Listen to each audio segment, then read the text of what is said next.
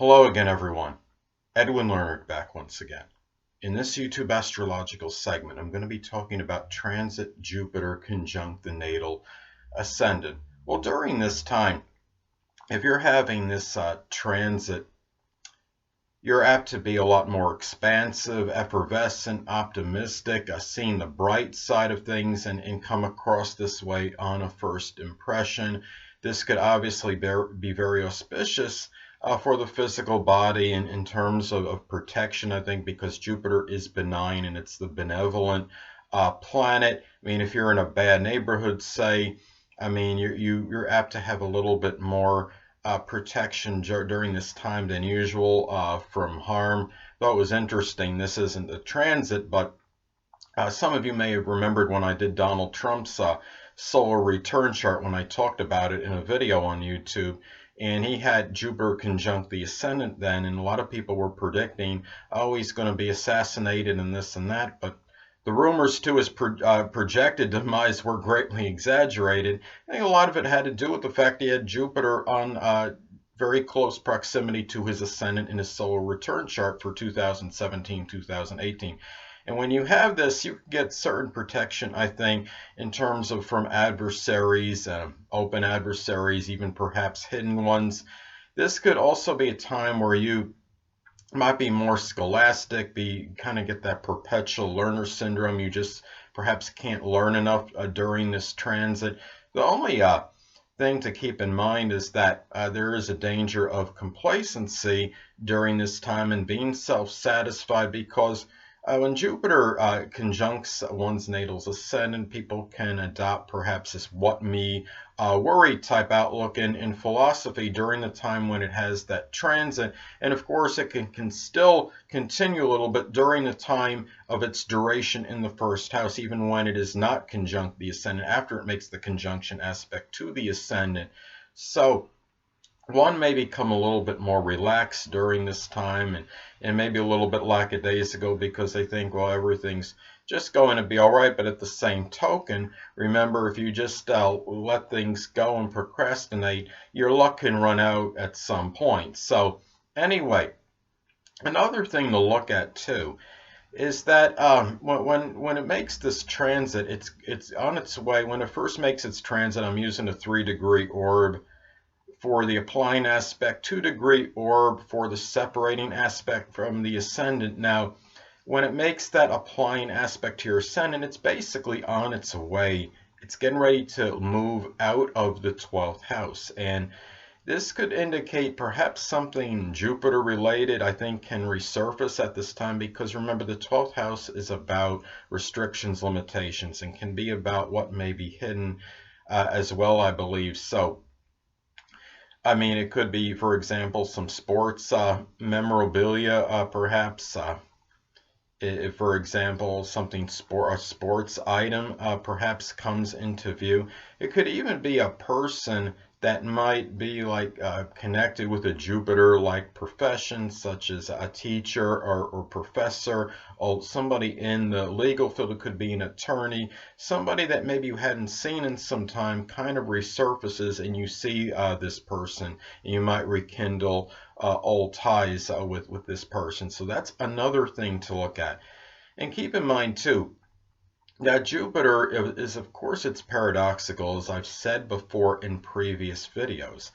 Jupiter is really, I mean, it's mainly, I mean, it is benign, it is benevolent, it's really, it often in transits, it can affect somebody in a very advantageous and beneficial manner, but being paradoxical, it can enlarge and expand, and this could be the waistline as well for some people. When they have this transit, it could give a greater propensity to put on weight during this time. And the thing too is what I think is interesting about this, of course, the sign that it conjuncts does play a role. I mean, if you're an ascendant sign that's generally it inclines toward being slender or more thin than average, say like Gemini or Capricorn, this could be more noticeable because of the disparity in what you generally look like as opposed to after the transit. Now, a sign that inclines a little bit more toward corpulence or heaviness, like say Sagittarius or Pisces or Cancer, it may not be quite as noticeable because often people with these ascendants tend to be a little bit heavier than average anyway.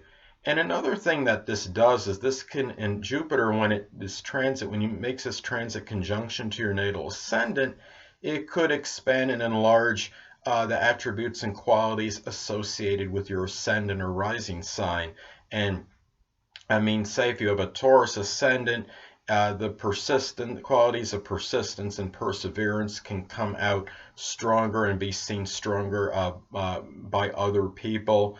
And I mean, if transit Jupiter is in Leo and it makes a conjunction to one's Leo ascendant, well, the flamboyant and extroverted qualities can really be showcased very strongly because it could really expand, I believe, and enlarge those qualities associated with one's natal ascendant.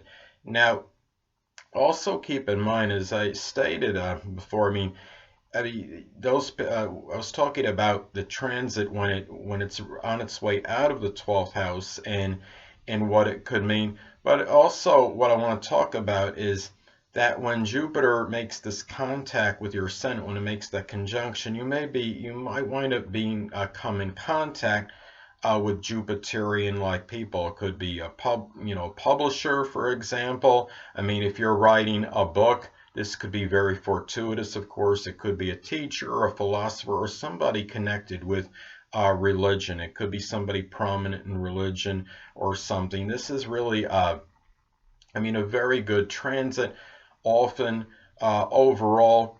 But at the same time, you got to look for contraindicators. I mean, for example, let's say, transit Saturn is making a conjunction to your natal Pluto, or even that could limit some natural exuberance and put some restriction or clamp on it. Even Saturn, I believe, making an adverse transit Saturn making an adverse aspect to your natal Jupiter can indicate that perhaps some limitations, restrictions, or responsibilities can conflict with some natural expansiveness and exuberance and enjoyment. So those are some things to look at. And even if transit Pluto is making a conjunction, say, to your natal Jupiter, Pluto, unlike Saturn, can actually obliterate and destroy. And that could sometimes be, if transit Pluto is making a conjunction to natal Saturn, this could very well obliterate that exuberance and expansiveness, but at the same time, that may not be all gloom and doom because it could simply transform maybe someone's philosophy on something. So, anyway, and really, and also it can make you a lot, when you have this transit, it can make you a lot more jovial and jocular than usual. And it'll be more obvious if somebody has a sign that's a little bit more furlong, or like you say, like Capricorn or Taurus. And Capricorn tends to be a little bit melancholy.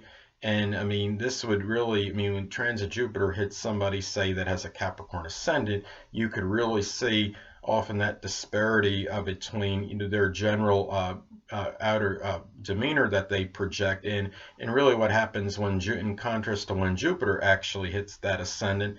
And with Taurus, very similarly, because Taurus is often very calm. Taurus ascendant can be very calm, very placid, but not overly animated.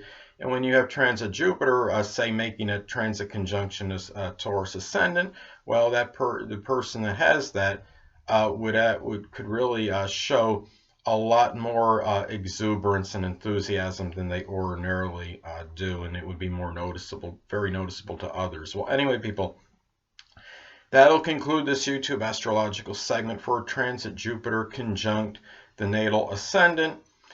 And stay tuned next time, where I will be, I'm actually going to be going away from this transit series for a little bit. I'm going to talk tomorrow about YouTube astrologers. That's going to be the title. That'll be the subject of the video.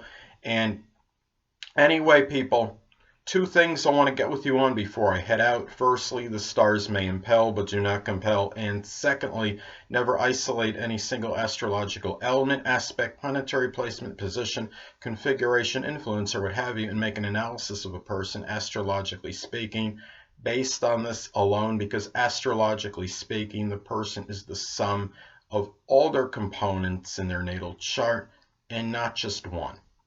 Until next time, people, stay well.